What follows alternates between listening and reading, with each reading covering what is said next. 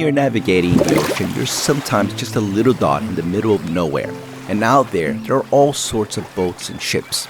To go from one place to the other, sometimes it takes several days. And using all electronics, full capabilities, see and be seen by other boats are extremely important.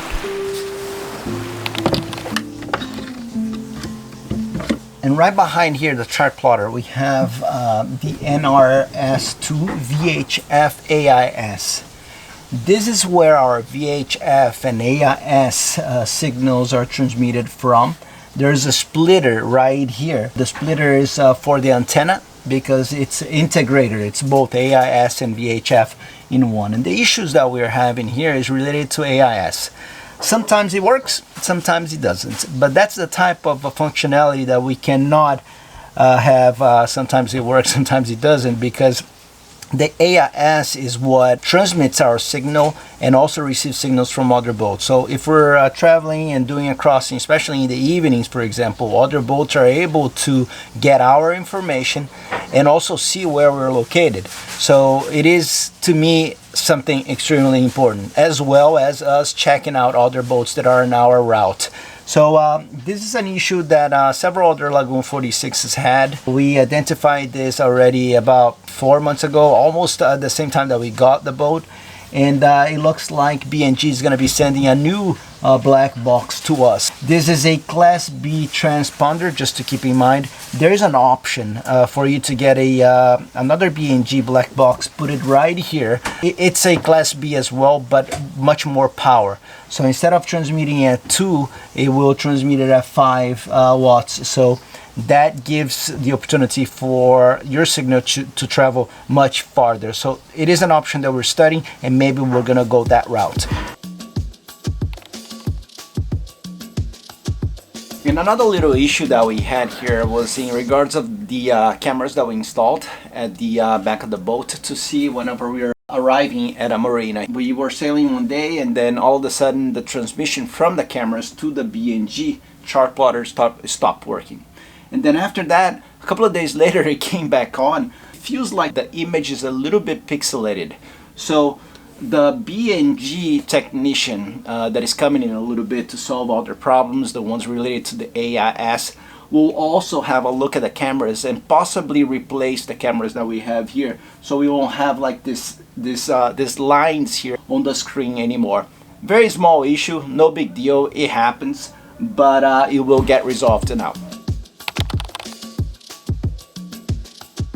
We're taking one of the panels that we have here. It's like one of the first issues we saw, that the panel was like this. So we were trying to figure out if it's the velcros that are not glued up to the top, or if it's the panel that is it's kind of like that. So we're gonna try to fix this one. And while we're doing this fix, we're also gonna take some time to apply some super glue on all of our LED lights so they stop popping out whenever we're sailing at rougher waters.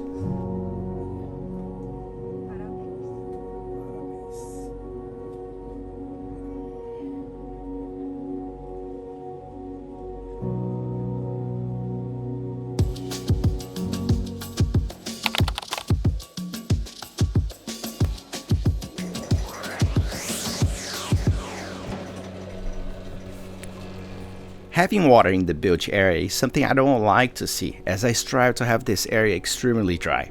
But small leaks do happen sometimes. First thing was to identify if it was salt or fresh water. In our case, it was fresh water.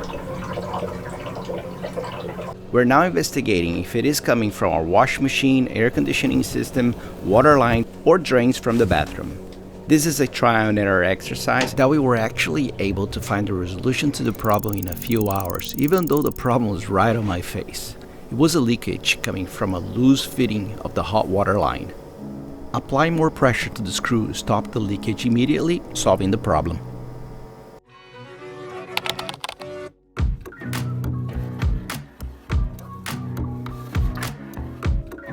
As you guys may have seen on our previous video, we had to demast Joy to resolve an issue we had inside of the mast that was creating a huge banging noise. If you have missed that video, I will leave you up here so you can check it out, and also leave it on the description of this video. The mast issue was resolved, but we still hear that roaring noise that was the second issue that we had on the mast. Coming to the cabin from our rigging, when the wind speed is over 10 knots at angles of 0 to 30 degrees, in other words, wind coming from the front of the boat. Whenever you are in a marina, you are at a fixed angle, but whenever you are at anchor, your boat will always point to the wind. So in that case, you will always hear that noise. The rigger said it was vibration coming from the top line, but after inspection, we did not find any vibration coming from there. And after inspecting all of the rigging, I found vibration coming from the Genoa rigging right in front of the boat. So I decided to do something different and disrupt the airflow that was going through that rigging. Definitely not the most beautiful solution and very intriguing to the people around us here at the marina. I was very surprised to see a significant noise reduction inside of Joy.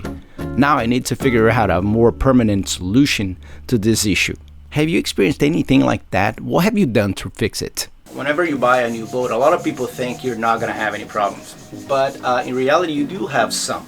I think we're very lucky here at Joy that our problems are minimal. So we had probably about 10 or 11 issues so far on the boat, and all of them were covered under warranty and so far have been addressed.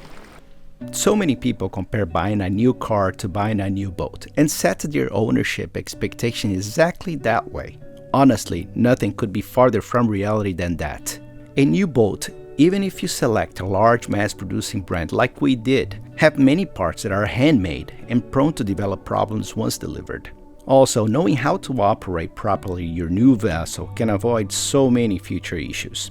So, in my opinion, the first 6 months of ownership is where you will spend lots of time repairing faulty equipment, learning how to properly operate everything, and finding little issues. As I have mentioned before, we have been very lucky with our boat so far in terms of problems and issues. But I wanted to bring this to the table because setting the correct expectations from the beginning will help so much manage the stress level. One of the things that I have learned over this past 7 months at Joy is that in the past, I was finding excuses not to start this journey, and the majority of them were related to lack of experience in some areas. Don't get me wrong here, preparation is key and will help you out there, but the majority of things you will learn on the way. Patricia, for example, is a living proof of that, going from having none to little experience to learning how to sail on a monohull to completing over 1,500 nautical miles on Joy, overcoming her fears and opening a whole new world of possibilities. Putting ourselves out of our comfort zone brought us so many new, exciting experiences and created memories that we'll forever cherish.